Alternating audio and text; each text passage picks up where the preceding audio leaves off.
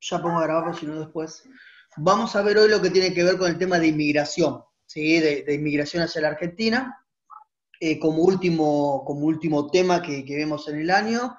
No vamos a ver cuestiones ambientales, que lo íbamos a ver del texto de Diego Armus, que tenía que ver con el verde, las funciones de los espacios verdes, que justamente venía después de este tema, porque acá lo que íbamos a ver un poco eh, el tema demográfico y sobre todo la cuestión urbana, ¿sí? Entonces el otro tema entra primero en los problemas ambientales, de vivienda, que traía la Hola, Argentina moderna, ¿sí? Por un lado, y por el otro lado, las diferentes estrategias que se utilizaron para poder no hacer frente a esa problemática ambiental que ya se tenía en esos tiempos, ¿sí? Eh, entonces, bueno, eso nosotros no lo vamos a ver y no entra en el trabajo. Yo el trabajo ya lo subí, ¿sí? Lo subí hoy. Eh, si no me equivoco, y creo que no, que es así, es una consigna por texto que hay, ¿sí? En algunos casos, el tipo de actividad es como muy amplia o es bastante amplia. Por ejemplo, la actividad que dejamos para el texto de Oslak sobre la formación del Estado moderno, que tienen que armar un cuadro, es un texto, es una actividad que requiere de la lectura del texto en su totalidad y es para extenderse. El que tiene que ver con bueno, el proceso migratorio, con lo que vamos a hablar hoy de Fernando Devoto, también es una actividad para extenderse. Después hay otros que son más puntuales, ¿sí? La actividad 1, que apunta al texto de Teresa de Gerbras, es puntual. La actividad que está sobre el texto de Romero y Rosman, que fue el que vimos en la última clase, también es una actividad muy particular, ¿sí? Pero bueno, nada, ahora vemos el último tema y después estaremos viendo la semana que viene, nos estaremos escribiendo en realidad por Classroom por si tienen alguna pregunta con respecto al trabajo, ¿no? Pero como lo decía antes, un poco la idea es de que lo intenten entregar a tiempo al trabajo, porque se puede complicar con el tema de la fecha, ¿sí? Teniendo en cuenta de que la fecha de entrega del trabajo es en el límite, es en el último miércoles de octubre después nos quedarían 2 semanas más y yo ya tengo que entregar las notas. Entonces, bueno, un poco el tema viene por ahí. ¿tenés fecha de Bueno, final ya? ¿cómo? ¿Tenés fecha de final? Sí, me enviaron fecha de final, pero primero que no lo tengo acá. Y segundo, son fechas tentativas. Son fechas que estuvieron enviando los directivos de cada carrera y se tenía que revisar a ver si no había problema con eso. Sé que estoy con la profesora Pinto, ¿sí? La profesora Pinto va a ser vocal y yo estaré, pero de todas maneras conmigo como se entregan trabajos monográficos, que después de la acreditación vamos a hablar, ¿sí? Nada, no se hacen videollamada y nada, son trabajos monográficos que se entregan, ¿sí? Después cuando me confirmen que queda la fecha que me enviaron, paso bien la fecha esa, ¿sí? Yo porque no quiero meter la pata de decirle alguna fecha que después se termina modificando y que después trae problemas. ¿Sí? Sobre todo si la fecha se llega a modificar para adelante. ¿Sí? Supongan que yo le digo a ustedes, la mesa es por decir algo, el 3 de diciembre y resulta que después se modifica y se modifica, no sé, para el 29 de noviembre, nada, puede traer algunos problemas. ¿Sí? Bueno, bien, simplemente eso. Pero después vamos a charlar sobre la acreditación, ¿sí? Sobre el tema de acreditación lo vamos a charlar y demás. Yo de todas maneras creo que ya les subí a ustedes, si no me equivoco, las pautas para hacer el trabajo monográfico. Creo que lo subí en la primera clase, junto con el programa, ¿sí? Por las dudas. Pero eso después lo vamos a charlar, ¿sí? Bien, comparto y ustedes me avisarán cuándo lo pueden ver, ¿sí? Les pido que si pueden silenciar en los micrófonos mejor, y también obviamente que cuando quieran preguntar algo o agregar algo, lo que fuese, que lo hablen, ¿sí? Directamente, por la duda. No sé si se compartió ya la placa, ¿la pueden ver a la placa? No. Sí, ahora sí. Bien, perfecto.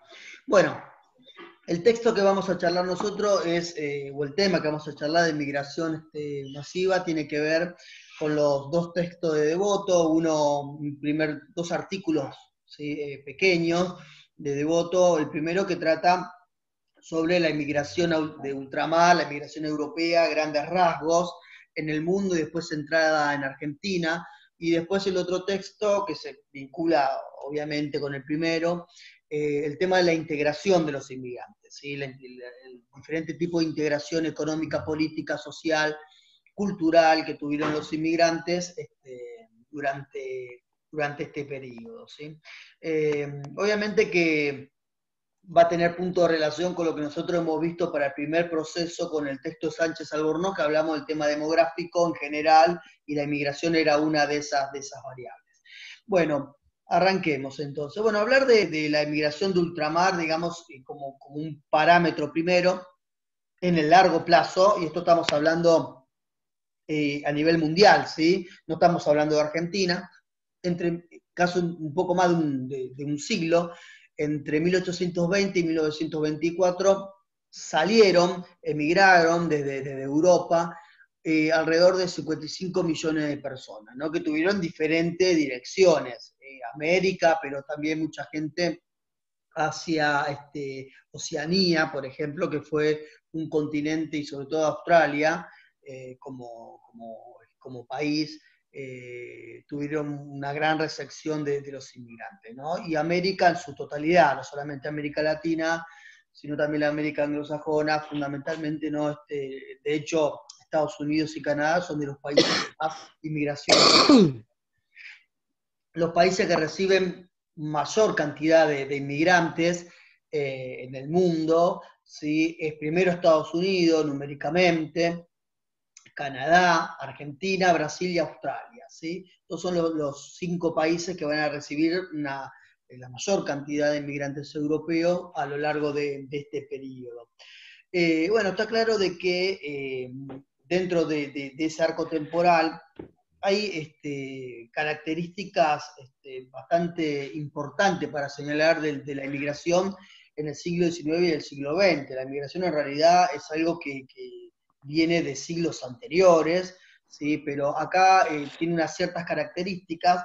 Primero, resaltar esto de que hay una mayor permanencia de los inmigrantes, ¿sí? Europeos en el lugar donde lleguen, y por el otro lado, los retornos son más bajos, y los retornos fueron después de varios años, ¿sí?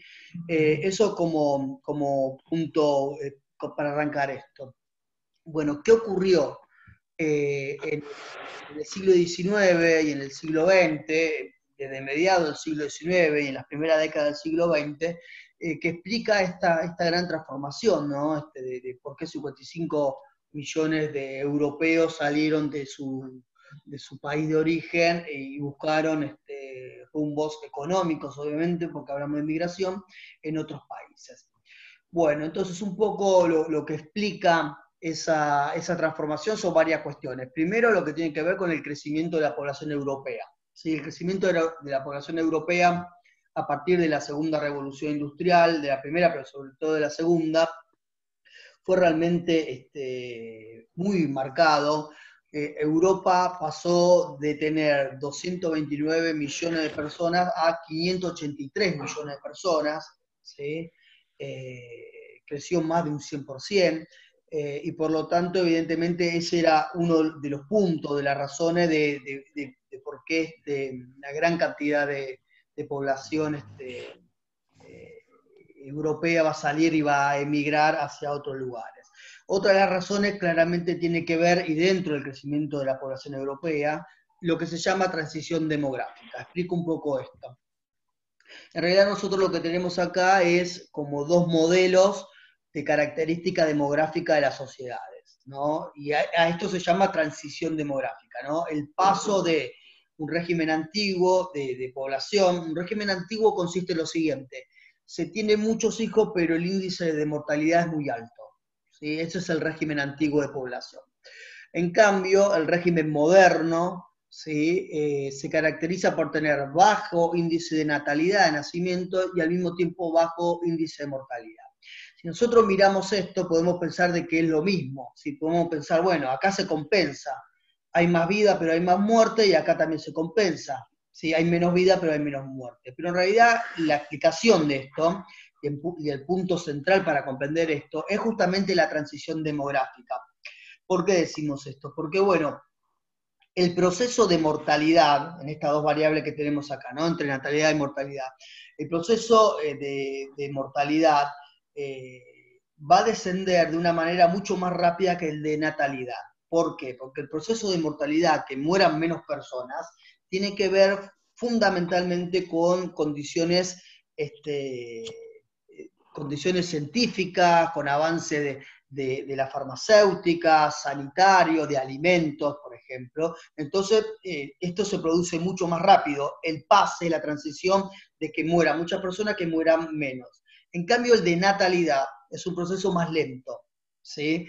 Es decir, ¿por qué? Porque los factores son culturales. ¿Sí? Tener menos hijos tiene que ver con factores más que nada culturales, más que avance la ciencia o lo que fuese. Por lo tanto, en esa transición, acá en el medio, ¿sí? Lo que encontramos es que el índice de mortalidad baja mucho, se mueren cada vez menos personas, mientras que el índice de natalidad es mucho más lento. Todavía se tiene bastante hijos y esa curva va bajando, ¿sí? Por eso es que la población europea crece muchísimo y la transición demográfica justamente explica ese desfasaje que se produce. Bien, otro de los puntos a considerar, ¿sí? De por qué se da esa gran inmigración europea. Bueno, por un lado, considerar lo que tiene que ver con la oferta de empleo. Está claro de que los países fundamentalmente industriales y la Europa en general, algunos países industriales, no industriales también, tuvieron un crecimiento muy importante económico, es un crecimiento del PBI, del Producto Bruto Interno, pero sin embargo, lo que tenemos que considerar justamente es la oferta de empleo, ¿no? Porque, a ver, que crezca el crecimiento económico de un país no daría la pauta de, por un lado, el crecimiento económico de todos los sectores sociales. Está claro de que hay sectores sociales de la población que van a quedar al margen de ese crecimiento económico, ¿sí? Como también de la distribución justamente de la riqueza, ¿no? Esa riqueza no se va a distribuir de estos países industriales de una manera equitativa. Por lo tanto, tanto regiones en Europa, dentro de cada país, como sectores sociales van a quedar al margen de esos beneficios de la segunda revolución industrial y forman parte de ese grueso de inmigrantes que salió de Europa buscando otros destinos. Por otro lado, también el desarrollo del capitalismo impulsó la transformación del sistema productivo, relocalizando la mano de obra, ¿no? Esto quiere decir de que el avance, por ejemplo, de la revolución industrial hizo de que las actividades en el campo, por ejemplo, primero que el grueso de las actividades estén en las ciudades, las ofertas, y por lo tanto muchas personas inmigraban del campo a la ciudad, eso primero. ¿Sí? Por el otro lado, también una búsqueda hacia nuevos horizontes, pero también dentro del campo se van a ver modificadas las organizaciones productivas justamente por el desarrollo de nuevas máquinas, ¿no? Las nuevas máquinas que van a llegar también al campo, a las actividades agrícolas fundamentalmente, desplaza mano de obra y esa mano de obra va a terminar siendo relocalizada o se van a intentar relocalizar justamente en esas inmigraciones. Bueno, está claro que algo muy importante que hay acá para subrayar del texto de Devoto es que si hay algo que explica las grandes transformaciones producto de la inmigración, ¿no? De este fenómeno migratorio entre el siglo XIX y el siglo XX, tiene que ver que esa revolución industrial se vinculaba con la revolución de los transportes, fundamentalmente del ferrocarril y del barco a vapor, ¿sí?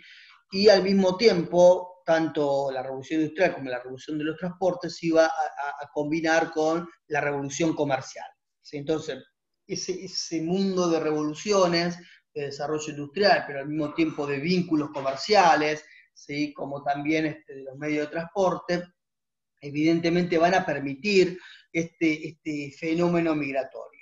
¿Sí? ¿Por qué? Bueno, por un lado, y si lo tomamos de los transportes, se abaratan los costos, los pasajes, ¿sí? Tanto del ferrocarril como ni que hablar de los barcos a vapor, pensando que venían de Europa para América, ¿sí? Si lo pensamos desde ahí. De hecho, que un número muy importante de inmigrantes llegue a Argentina, que Argentina está bastante alejada, ¿sí? De distancia, quiero decir, con Europa, tenía que ver con la baja de los costos de los pasajes. Pero también, y además de eso, se acortan la distancia, ¿no? Un claro ejemplo que pone el texto tiene que ver con que si miramos 1800 o alrededor de 1850, si viajabas en un barco a vapor, tardabas 50 días o alrededor de 50 días de Europa a América, mientras que para 1930 se tardan 13 días. Evidentemente, esto implica de que los barcos hagan más viaje, que además que los barcos eran más modernos y mucho más amplios, bueno, toda una serie de factores, ¿no? Que permite que los pasajes se abaraten, los costos de los pasajes, y que las distancias se terminen de acortar aún más, ¿no? Y finalmente también algo muy, muy importante para tener en cuenta, ¿no? De este fenómeno, ¿no? Que explica por qué esa transformación, por qué se dio estos movimientos. Ya tenemos todo ahí, lo que tiene que ver con los problemas poblacionales de Europa, con las revoluciones industriales, el transporte y demás, con los problemas laborales, toda esa cuestión, pero también claramente el otro punto es necesario conocer las oportunidades, ¿no? Efectiva, existente, que están en los otros países. Esto también, no es que los inmigrantes se subían a cualquier barco y a donde iba, sino que realmente aquí lo que sucede tiene que ver con una red, una red social que se lo conoce como cadenas migratorias, que consiste en lo siguiente, ¿no? Es, por un lado, la cadena migratoria es que las personas que ya habían emigrado antes, que supongan ser un italiano que viene a Buenos Aires en los años 1850 o 1830, como quieran ustedes, y logra consolidarse, obtener algo de tierra o lo que fuese, luego informa, por un lado, ¿sí? Informa a sus conciudadanos, si el tipo es genovés, será alguna comarca en Génova, ¿sí? Es bien a nivel local, informa de las posibilidades que hay, las posibilidades reales de poder progresar, ¿no? Esto generalmente, ese tipo de información era a partir de amigos o de parientes, pero también en otros casos de vecinos o conciudadanos. En, otra, en otro nivel está también la información que podía traer el mismo Estado argentino a partir de las agencias de migración que había, y también de las compañías de navegación. La compañía de navegación, es decir, la misma compañía de los barcos, traían información sobre Estados Unidos, sobre Brasil o sobre Argentina, ¿sí? Eso por un lado. Por el otro lado también, las cadenas migratorias lo que brindan, además de información, es la asistencia, son los medios, ¿sí? No solamente con la información uno puede viajar. Tengan en cuenta de que acá la pobreza es un obstáculo, no es que viajan todos los inmigrantes pobres, se tenía que contar con una cantidad mínima de recursos, o por lo menos se tenía que tener vinculaciones para poder llevar adelante, vinculaciones, estar dentro de esa cadena, digo, ¿no? Formar un eslabón dentro de esa cadena para poder recibir esa ayuda económica. La ayuda económica consistía más que nada en, por ejemplo, pagar el pasaje, en poder localizarlo en un trabajo, es decir, muchos de estos inmigrantes que iban, que venían desde Europa, no pasaban por el llamado hotel de inmigrante, que era el que había formado el Estado y que tenía una oficina de ubicación. Profe, ¿le puedo comentar? Sí. Sí, ¿ellos venían ya con un oficio o se formaban acá? No, generalmente venía con un oficio, pero la verdad, y esto lo resalta Devoto y nosotros ahora lo vamos a mencionar un poquito más adelante cuando hablemos de la integración económica y demás, en realidad los inmigrantes son muy versátiles, ¿sí? La mayoría de los inmigrantes que van a venir eh, son campesinos, son rurales. Sin embargo, y esto adelantando un poco lo que vamos a ver después, ¿no? Pero es decir, tenía una profesión que generalmente estaba vinculada con actividades del campo, ¿sí? Pero cuando digo O que sea era que muy... estaban muy lejos de esa civilización que promovía Sarmiento. No, no porque, a ver, Y esos eh, migrantes no eran una cadena científica exactamente. ¿cómo? ¿Los inmigrantes?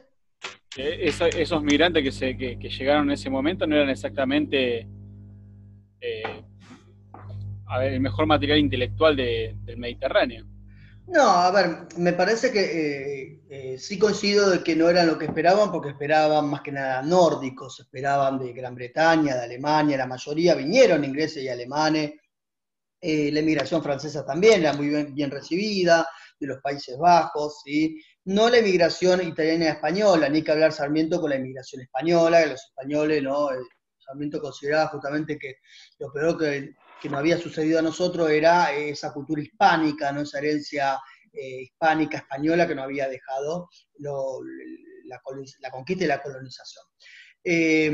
No, pero a ver, por la duda digo, que vengan del ámbito rural no quiere decir de que se esperaba aquí que los inmigrantes sean urbanos.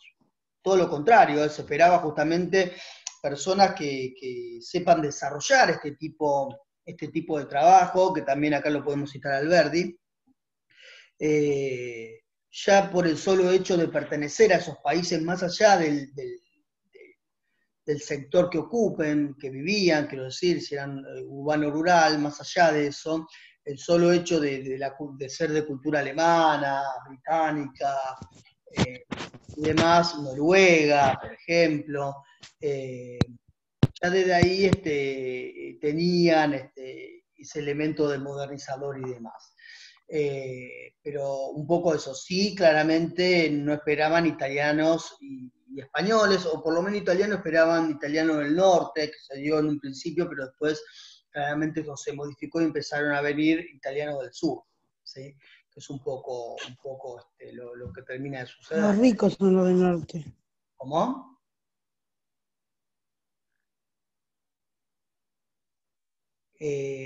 Margarita, ¿quería decir algo? Generalmente los del norte eran los ricos.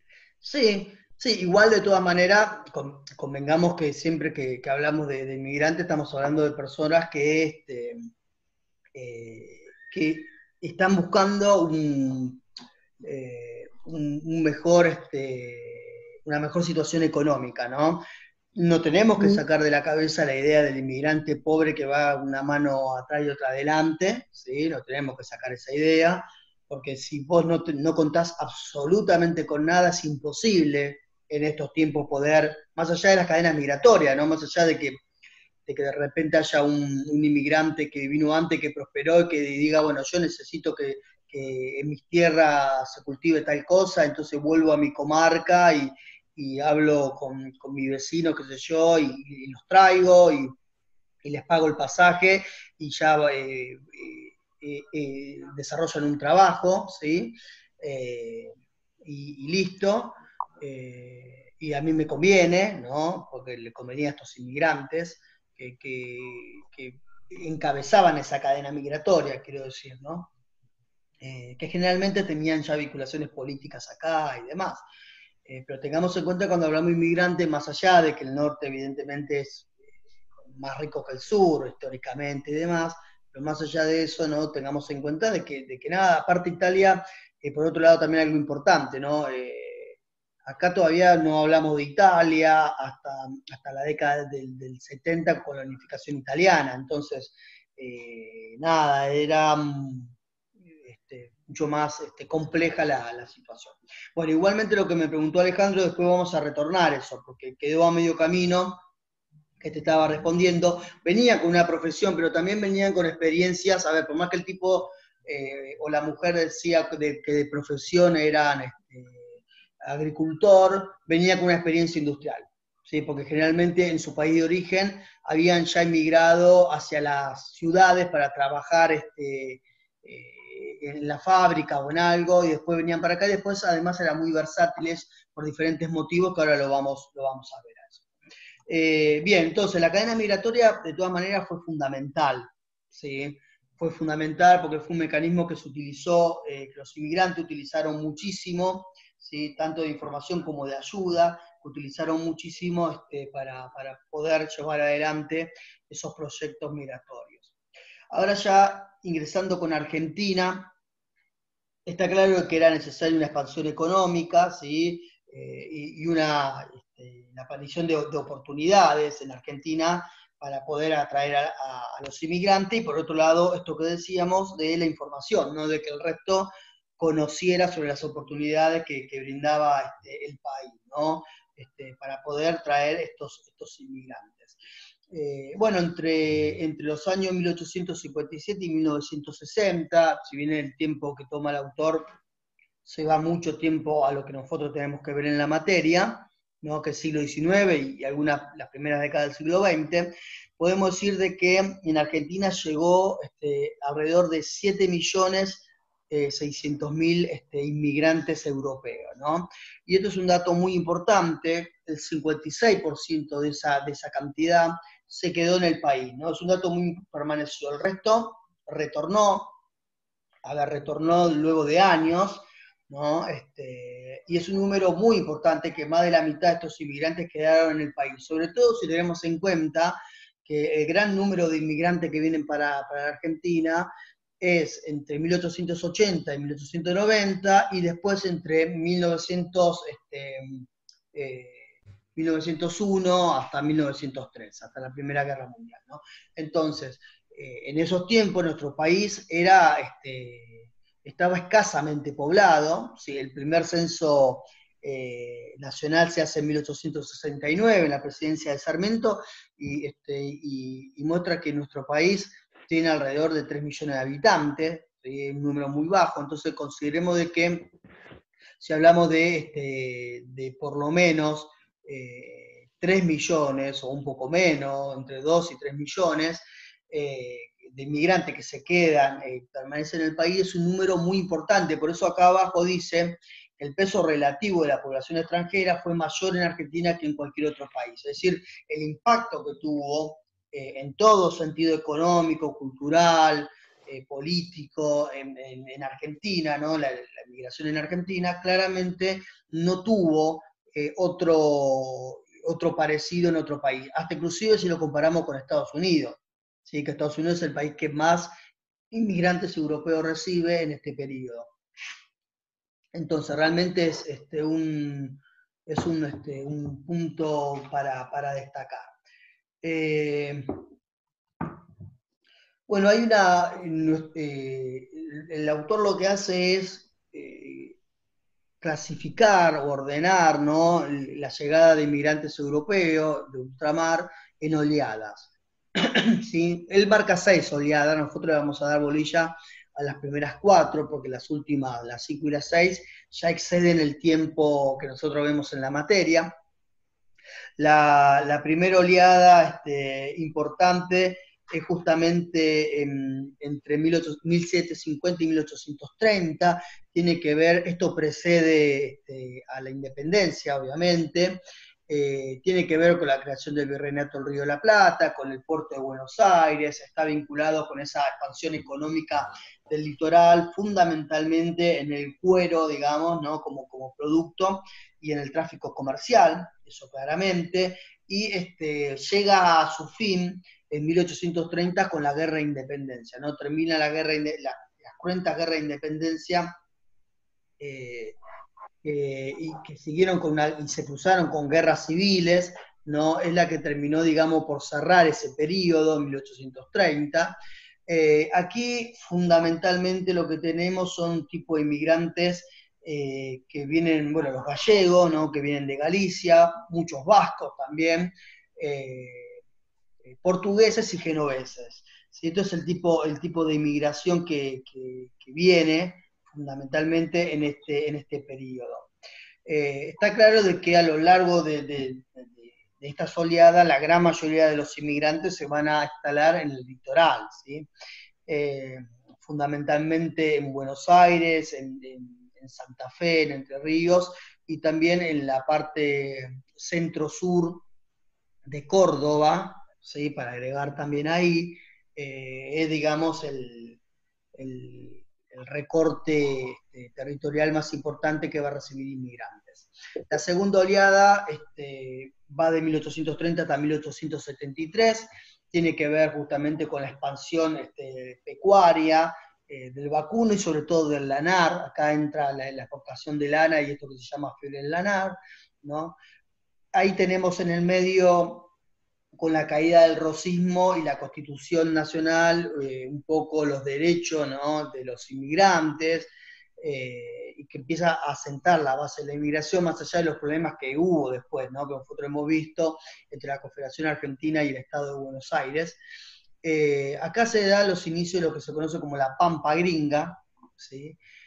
Son los inicios de la llamada Pampa Gringa, que tiene que ver, se lo llama así, justamente porque llega una gran cantidad de inmigrantes con rasgo de lo que nosotros podemos llamar gringo, sobre todo británico. Dentro de lo británico, fundamentalmente irlandeses y escoceses, venían por el trabajo de la lana, ¿sí? Franceses, suizos, alemanes, también muchos italianos del norte vienen acá, ¿sí? Los italianos más rubios y de ojos claritos y demás.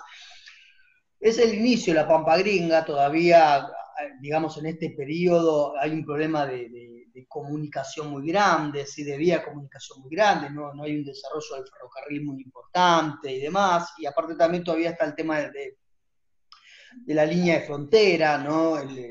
Los malones y los ingresos de los malones, las ejecuciones indígenas y demás, ¿no? Pero bueno, es el inicio que aparece acá, y 1873 es el corte porque el año 73 es el año de la crisis económica.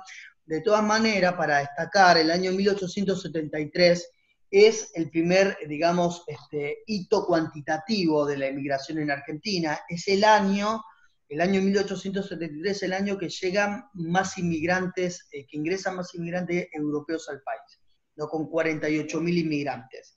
Hasta esa fecha es el número más importante. Pero estalla la crisis ese mismo año, y después lo que uno puede ver en los años que siguen es una caída abrupta de la inmigración.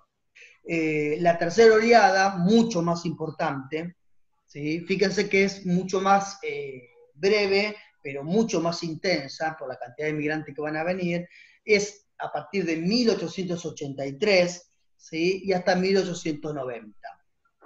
Justamente este periodo se vincula con la expansión de la frontera, ¿no?, la llamada conquista del desierto y la obtención de nuevas tierras y demás, y el auge del modelo agroexportador, claramente, ¿no? Acá aparece aparece consolidado esto de la posición de los productos exportables de Argentina en el mundo, la Argentina como granero del mundo y demás, ¿no? Entonces, las posibilidades laborales, claramente. Y esto termina justamente con lo que es la crisis del 90, la crisis política y económica del 90, que fue realmente muy importante en nuestro país, que justamente es el primer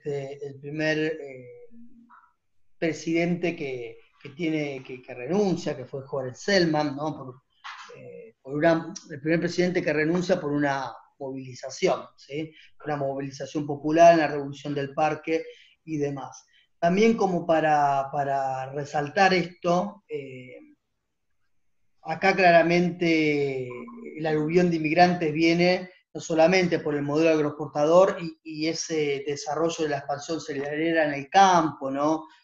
Y demás, sino que también lo que está pasando en la ciudad. En la ciudad hay todo un desarrollo de la infraestructura, que nosotros lo vimos en la clase pasada, desarrollo de los medios de transporte, edilicio, del puerto, que daba mucho trabajo, ¿sí? Que brindaba mucho trabajo. ya se está por cortar, ingresamos desde el mismo link, ¿sí? Cuando se corta volvemos a ingresar y ya vemos la segunda parte y ya estaría. Acá también es importante para decir que el año 1891 es el primer año que da índices negativos, ¿sí? Por primera vez. Es decir, es más la gente que se va que la gente que viene. Esto va por primera vez, ¿sí? Termina ocurriendo. Y claramente la mayoría de los inmigrantes que vienen son italianos. ¿Sí? Largamente es una inmigración italiana. ¿Sí? Son la gran mayoría que vienen al país. Bueno, se va a cortar, pero lo comento ahora, cualquier cosita, cuando se lo comento ahora y si no se llega a terminar de explicar, lo retomo. Justamente acá lo que se intenta sacar son los llamados pasajes subsidiados del Estado, ¿sí? Entre 1887 y 1890, que era para evitar que vengan italianos. Bueno, lo que decía que justo se cortó tenía que ver con lo siguiente. La idea de los pasajes subsidiados era, ante el aluvión migratorio italiano que vino, que largamente fue el principal durante esa época, el Estado, con los prejuicios que tenía, que Alexis comentó, ¿sí? de que no era la inmigración deseada o esperada, lo que termina de hacer es sacar lo que se conoce como pasajes subsidiados, que era que el Estado lo que hacía era pagar el pasaje, pagar la estadía, ¿sí? En el hotel de inmigrante, que estaban 1 o 2 semanas, y reubicarlo en algún trabajo, ¿sí? Supónganse, venía una persona que decía que se dedicaba a la ganadería y que sabía la actividad para esquilar las ovejas. Entonces el trabajo estaba en Luján, entonces le pagaban después el tren hasta Luján, ¿sí? Para que se pueda ubicar y demás. Tenía que ver con eso. ¿Esto para qué? Bueno, porque esos pasajes subsidiados no permitían, entre los requisitos, no permitían a italianos, ¿sí? Sin embargo, lo que terminó siendo esos pasajes subsidiados es justamente de que vengan la gran mayoría de españoles, así que tampoco era lo que esperaba la élite política y demás. Y por lo tanto, bueno, nada, fracasó y aparte después estalló la crisis de 1890, la crisis económica a nivel mundial, al mismo tiempo la crisis política en Argentina y se dio de baja eso, ¿sí? Bien, ¿se compartió la pantalla ahí? No empezó todavía. Bueno. Me avisan cuando... Dale. Me avisan cuando está, ¿sí?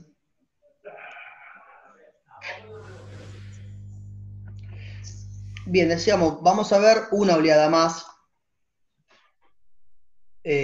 porque las otras dos exceden por completo. ¿Ahí ya se compartió, chicos, la placa? Ahí sí, Bien, gracias. ahí sí. Perfecto.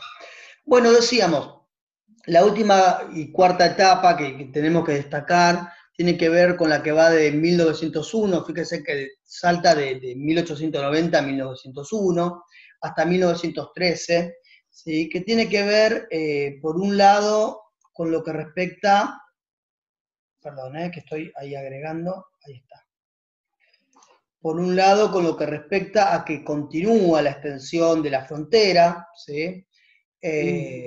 Por otro lado, todo un desarrollo industrial que tiene que ver con los frigoríficos, pero también con un tipo de industria local, liviana, ¿no? Porque se había ampliado mucho el mercado interno y eso también hace de que tenga una cantidad de inmigrantes importante y que tiene su cierre obviamente con la Primera Guerra Mundial de 1904, ¿sí? Cuando estalla la guerra, que se detiene por completo la inmigración por varias razones. Primero, hay un proceso de migración que muchos van para pelear por sus países, pero también al mismo tiempo los barcos, los vapores que llevaban y traían inmigrantes no van a poder transitar una vez que se desarrolle la guerra.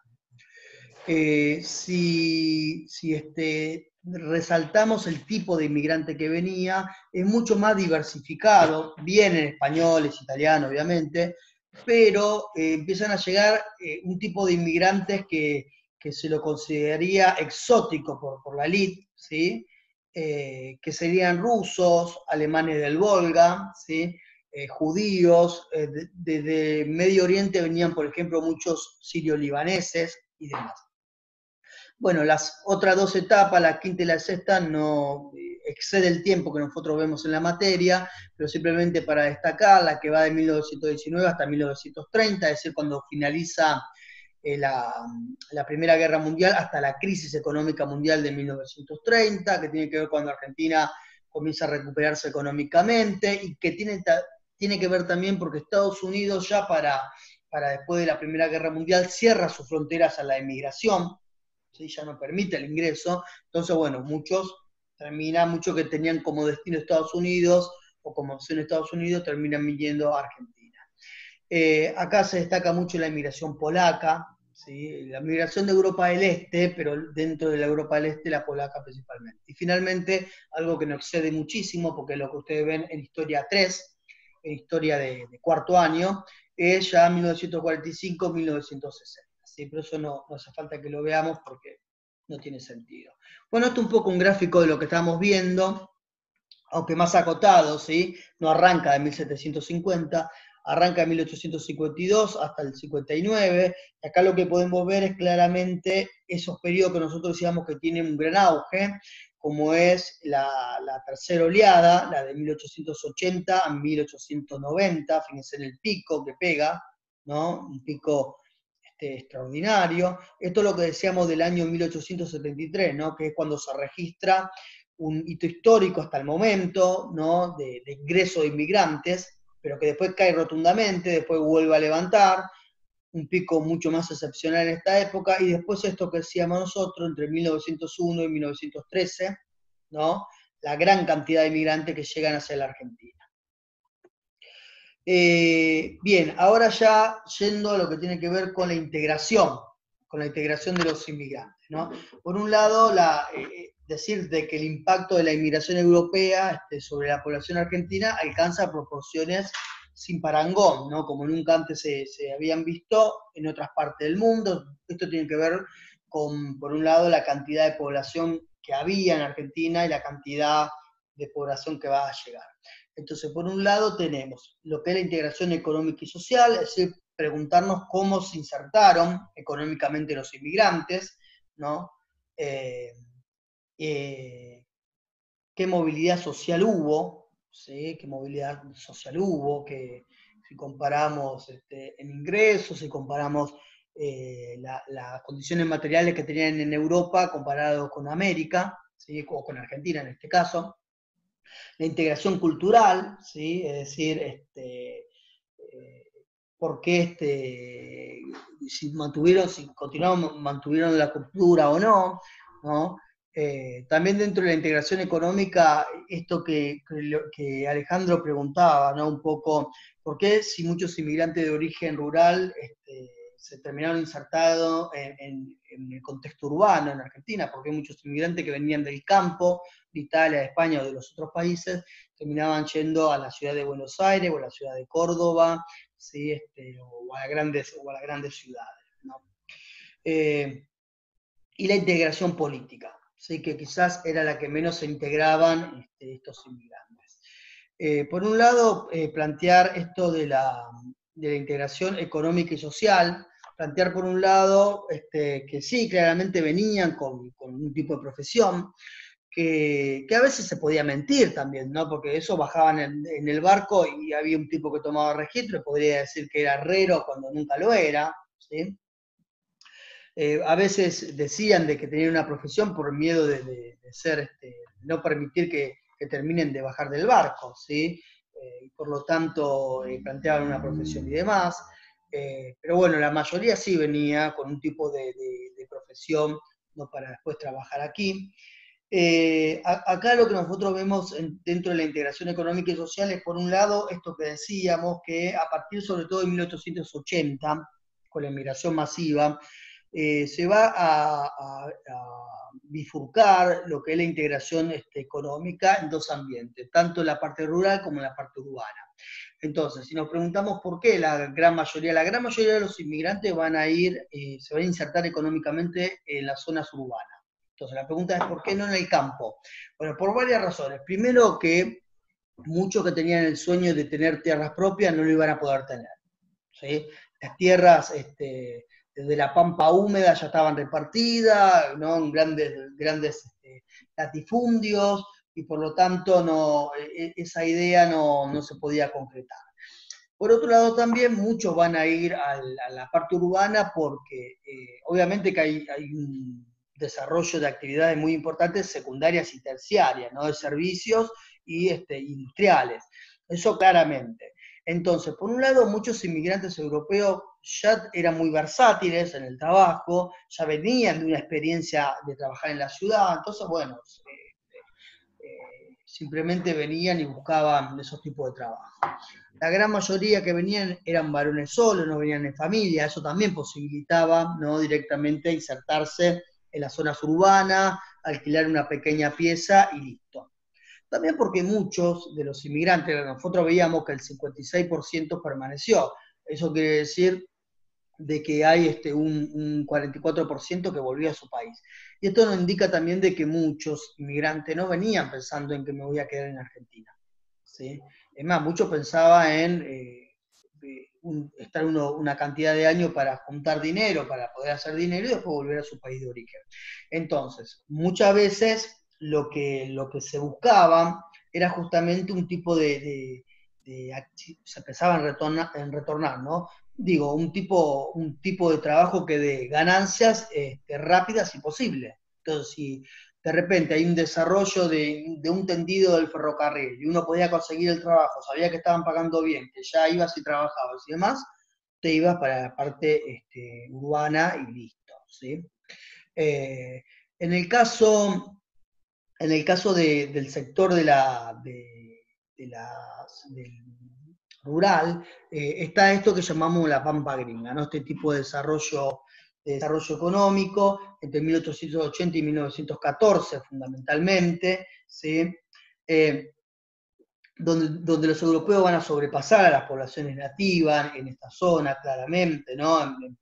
En Buenos Aires, Santa Fe y en el centro sur de Córdoba, como decíamos. Sin embargo, bueno, la gran mayoría va a terminar yendo, decíamos, para la parte rural, para la parte urbana, perdón.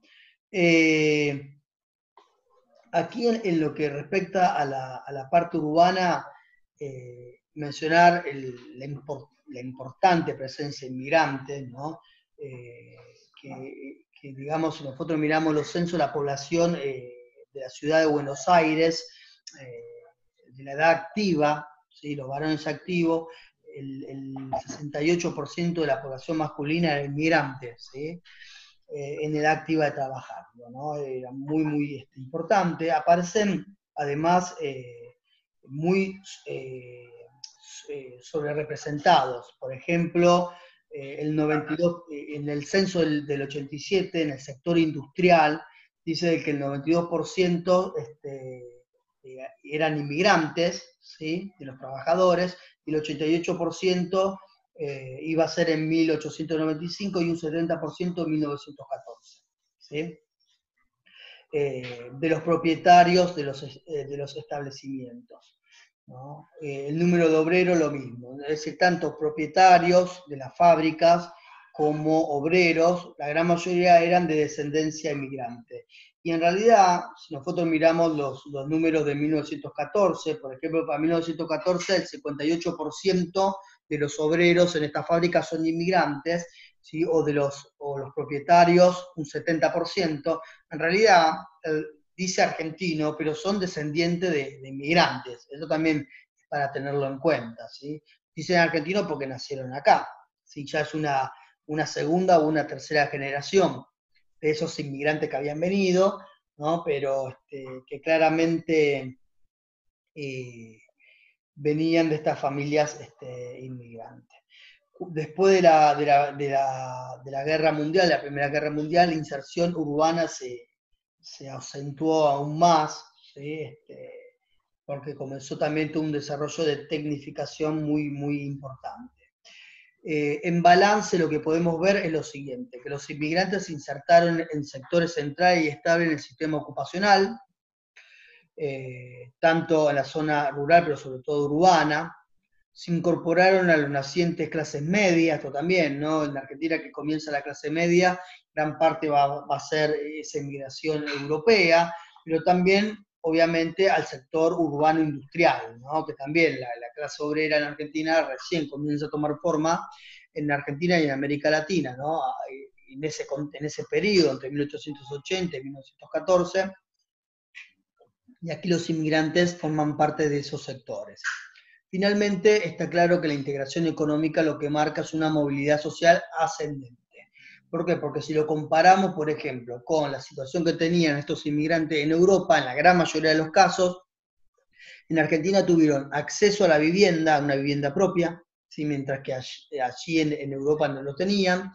Y aparte también uno puede ver la movilidad social cuando compara el avance educativo de sus hijos. Es decir, quizás la persona que venía no tenía la educación primaria, o tenía los primeros años de educación primaria, y sus hijos terminaban la primaria, algunos de hecho seguían la secundaria, y algunos hasta la universidad, como es el caso de los sectores inmigrantes que conformaron parte de las clases medias en Argentina. Entonces tuvo una integración ascendente. Con respecto a la integración cultural, está claro de que aquí primero hay un debate teórico, ¿sí? Llamado, por un lado, la teoría del crisol de razas, y por otro lado, la del pluralismo cultural. La teoría del crisol de raza lo que dice es lo siguiente, que ese gran aluvión de inmigrantes que viene para Argentina, en muy poco tiempo se hace en Argentina. ¿Sí? Se integran rápidamente a la sociedad, no solamente en términos económicos, como vimos recién, sino además en términos socioculturales. ¿Sí? Comienzan a tomar mate, comienzan a comer asado, comienzan a escuchar la música de acá, todo eso. Esto es lo que plantea la teoría del crisol de razas. La teoría del pluralismo cultural, en cambio, lo que plantea es que cuando llega esta aluvión de inmigrantes, durante mucho tiempo en nuestro país, convivieron varias culturas, ¿sí? Varias culturas. Y esto está mostrado en diferentes variables, ¿sí? Fernando Devoto, aclaro, el autor del texto, claramente forma parte de los historiadores que tienen la idea del pluralismo cultural, ¿sí? Entonces, hay varios factores, digamos, o variables que sustentan la idea del pluralismo cultural. Por un lado, las pautas matrimoniales, por el otro la residencia y por el otro las asociaciones. Entonces, expliquemos. En la pauta matrimonial lo que se observa es una alta endogamia. ¿Qué quiere decir esto? Es que si vos vas a los registros civiles de estos tiempos, ¿sí? a la iglesia o al registro civil, lo que ves es que generalmente las personas que se casan, ¿sí? El hombre y la mujer, son de la misma nacionalidad. ¿Sí? Esperen que paso, creo que hay un cuadrito sobre eso, acá. Esto lo toma Devoto, estos son diferentes investigaciones de diferentes investigadores, ¿sí?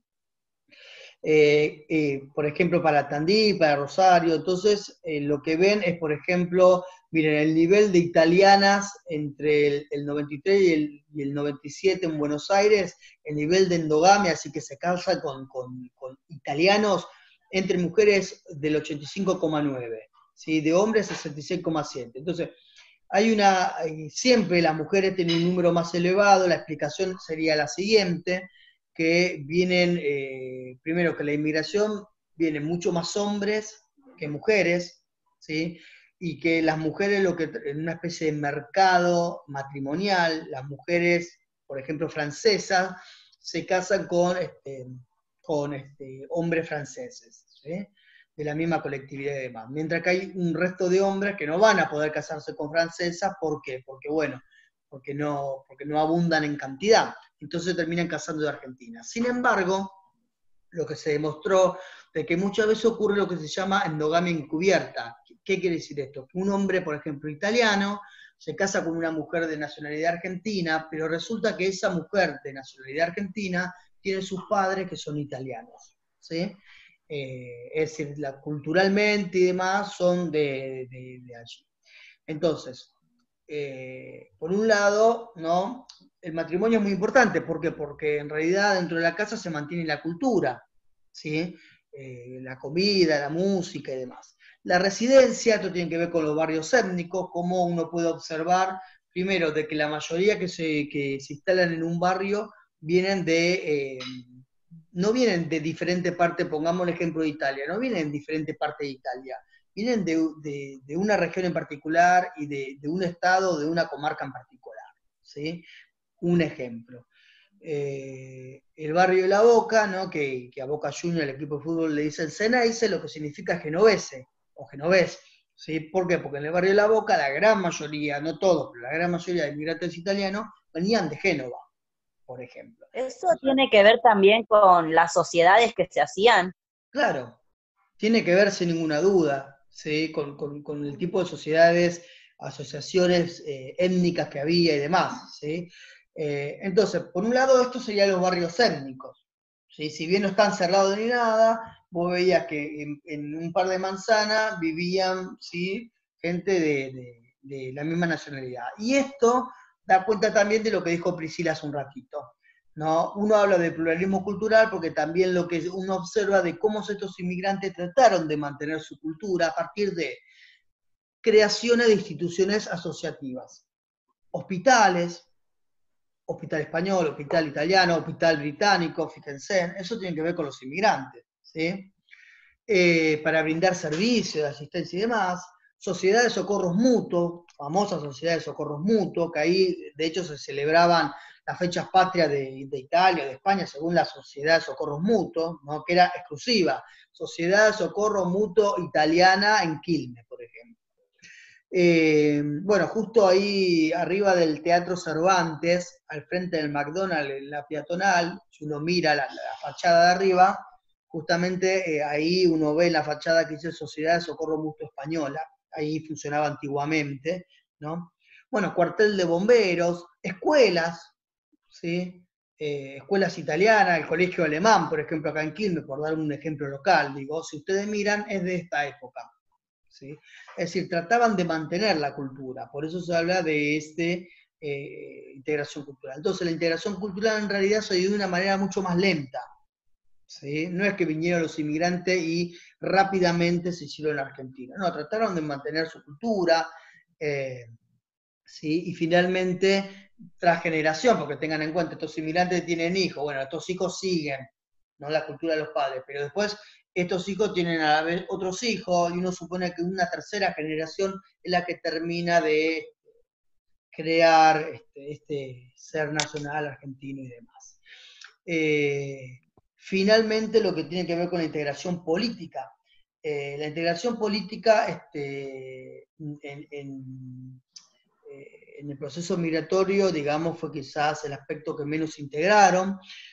Muchos inmigrantes no adquirían la ciudadanía argentina. ¿Por qué? Que era una preocupación para la élite política, ¿no? Porque venían muchos inmigrantes, pero no se nacionalizaban. Bueno, ¿por qué no se nacionalizaban? Bueno, por un lado, porque era un negocio donde el inmigrante salía perdiendo. Si yo me nacionalizo como inmigrante, adquiero obviamente la nacionalidad argentina y tengo el derecho para votar, ¿sí? Pero ¿qué pasa? Pierdo todo un montón de derechos. Primero, que es lo que dice acá, ¿qué implicaba?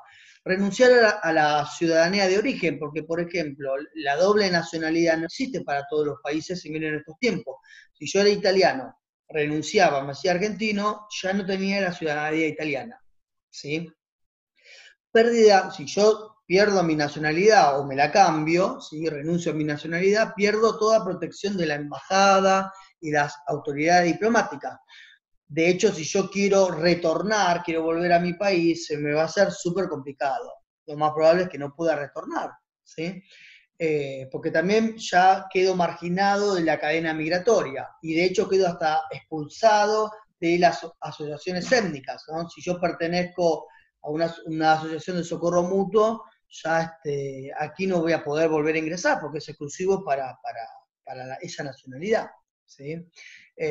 Eso por un lado. Y por otro lado, muchos no adquirían la ciudadanía argentina, porque en realidad participaban políticamente, no a través del voto, obviamente, pero participaban en esas instituciones étnicas, ¿sí? Participaban políticamente, y aparte a partir de la prensa. No hay una gran cantidad de diarios étnicos donde estos inmigrantes reclamaban y demás cuestiones de nuestro país, como también seguían actuando políticamente del país de origen, ¿no? Entonces, por eso No, pero aparece... una pregunta, Sí. o sea, los derechos para los trabajadores, o sea, ¿dependían de la nacionalidad exclusivamente o dependían de cada patrón? O sea, Los también, derechos... porque realmente convengamos que Europa tiene una cultura de lucha importante, Sí, y acá hubo casos. sí, sin ninguna duda, Guillermo, y de hecho aquí lo que es los movimientos de los trabajadores, la organización, los sindicatos y demás, tiene tiene una base elemental en la inmigración, ¿sí? De hecho también para los años, alrededor de los años 1910, ¿sí? En las primeras décadas del siglo XX, va a haber toda una política restringida a los inmigrantes, sobre todo anarquistas, socialistas y demás. Ocurre de que, bueno, todavía convengamos que los derechos de los trabajadores en Argentina dependen más de la patronal que de otra cosa. ¿Sí? Pensemos que Irigoyen es el primero que, después de la llamada Semana Trágica, que es una represión tremenda a los trabajadores, es el primero que da, después de esa represión, por los pedidos que tenían los trabajadores, es el primero que brinda el descanso dominical, descansar un día domingo, y el que baja la cantidad de horas, ¿sí? El que pone 8 horas de trabajo, ¿sí? Irigoyen, estamos hablando de 1919, en su primera presidencia. Y después, claramente, Perón, claramente ya el peronismo, ¿sí? Entonces, en el contexto que estamos viendo nosotros, los derechos de los trabajadores, ¿sí? Dependió mucho más del reclamo que tenían los trabajadores con respecto a la situación particular de la fábrica o del lugar de trabajo que estaba, ¿sí? Era realmente muy, muy complicado. No solamente en Argentina, en Europa también. En Europa todavía en estos tiempos está el trabajo, la explotación infantil, la explotación de las mujeres que realizaban el mismo trabajo que el hombre y se les pagaba mucho menos. Bueno, toda una serie. De hecho, en Europa, de hecho, en los países industriales también está. Bueno, bien. No sé si tienen alguna preguntita para hacer, si quieren agregar algo, si se entendió la explicación. ¿Sabés que el otro día estaba leyendo, vos que hablaste de la Sociedad de Socorro, Sí. de Raquel Lieberman? No sé si escuchaste hablar alguna vez. No. Era una mujer que fue secuestrada en el este de Europa, de la colectividad judía, fue traída acá, y acá se pudo escapar de esa red de trata, que se llamaba Sweet Migdal, una red de trata judía.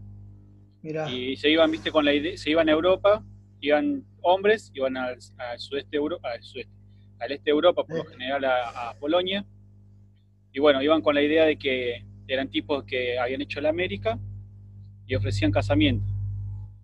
Obviamente, estaban pasados por hambre, Sí, era. enganchaban con cualquier mujer, se venían y acá las prostituían. Bueno, esta Raquel Lieberman fue la primera que se escapó y pudo denunciarlo. Era una red de trata judía que operaba desde dentro de una de estas sociedades de socorro mutuo. ¿Esa es la historia que está vinculada con la telenovela? No, ni idea. ¿No? Porque bueno, esto lo que era Argentina, Tierra, Amor y Venganza, era una historia real también, tengo entendido. No sé si tengo entendido que se llamaba Raquel, pero no sé si el Lieberman era el apellido. Y pero trataba más o menos de lo mismo. No, ni idea. Para ser sincero, no miro tele casi. No, yo tampoco, pero lo leí en un hilo. No, encima ni siquiera. No, sé que hay un libro, no recuerdo la autora, y sé que es una autora, que creo que se llama La Polaca o algo así, que tiene que ver justamente como una especie de biografía de una mujer que sufrió la trata en esta época de inmigración masiva y demás, ¿no? Sí, hace poquito salió un libro de José Luis Scarsi, que es un investigador de la Biblioteca Nacional, que trata sobre eso. Pero era una red grande, llegó a Argentina, Uruguay, Brasil, Nueva York. Y sí, a ver, si estos tipos de redes